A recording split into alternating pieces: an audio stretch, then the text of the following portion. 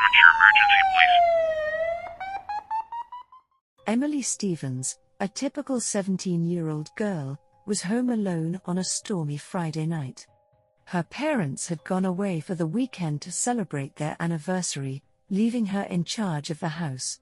The steady rhythm of raindrops against the windows and the occasional roll of thunder created a cozy yet eerie atmosphere. Finally, some peace and quiet, Emily thought as she settled into the couch with a bowl of popcorn. She had planned a movie marathon, a perfect way to unwind after a long week at school. Emily had already lined up her favorite horror movies, a choice she might later regret. After a couple of hours, Emily's attention started to waver. She got up to make some hot chocolate, her favorite rainy day treat. As she walked into the kitchen, she noticed a chill in the air and realized she had forgotten to close one of the windows. It was the small one in the living room that was always tricky to shut properly. She shrugged it off, thinking she'd close it later, and went back to her movie marathon. Around midnight, Emily decided it was time to get ready for bed. She paused the movie and headed to the bathroom for her nightly routine. The house was silent, save for the soft patter of rain and the occasional creak of the old wooden floors. Emily glanced at the clock in the hallway. It was almost 1 a.m. As she reached the bathroom, she froze. There, on the tiled floor, were muddy shoe prints. Her heart began to race. The prints were fresh, glistening with rainwater. Panic set in as she realized that someone had been, or still was, in the house. Emily's mind raced with possibilities. Had she locked the doors? Was someone watching her right now? Trying to stay calm, she tiptoed back to her bedroom, her thoughts a chaotic mess. She needed to call 911, but her phone was in the living room. Gathering her courage, she made her way towards the door. Just as she was about to step into the hallway, a dark figure appeared in front of her. Emily's scream echoed through the house as she came face to face with a man dressed in black. His face was partially obscured by a hood, but his eyes gleamed with malicious intent. Without thinking, Emily grabbed the nearest object, a small decorative knife her mother kept on a shelf, and slashed at him. The man yelped in pain as the blade cut into his arm. Blood oozed from the wound, but it only seemed to anger him. He lunged at Emily, tackling her to the ground.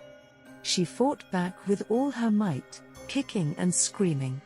The commotion must have alerted the neighbors because she could hear distant shouts and the sound of someone banging on the front door.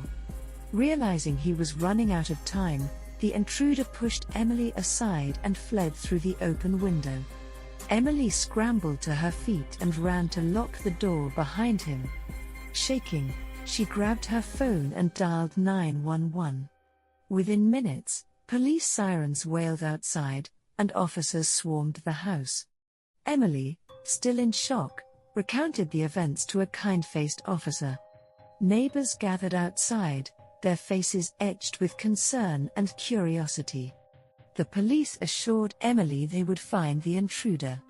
The next morning, Emily woke to the sound of her parents' frantic voices.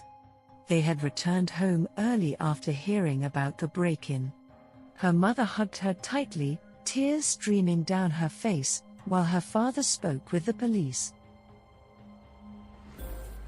A K9 unit was brought in to track the intruder. The dog picked up the scent from the blood left behind and led the officers through the neighborhood.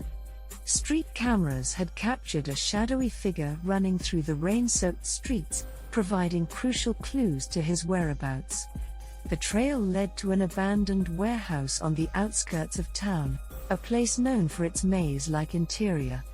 The police surrounded the building, and after a tense standoff, they managed to apprehend the man.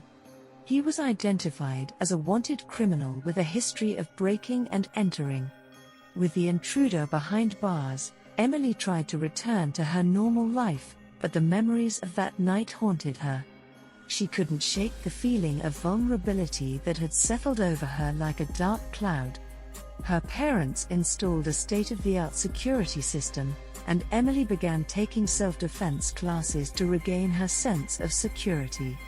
Over time, the fear began to fade, replaced by a steely determination. Emily had faced her worst nightmare and survived. She was no longer the same carefree girl she had been before that night, but she was stronger, more resilient.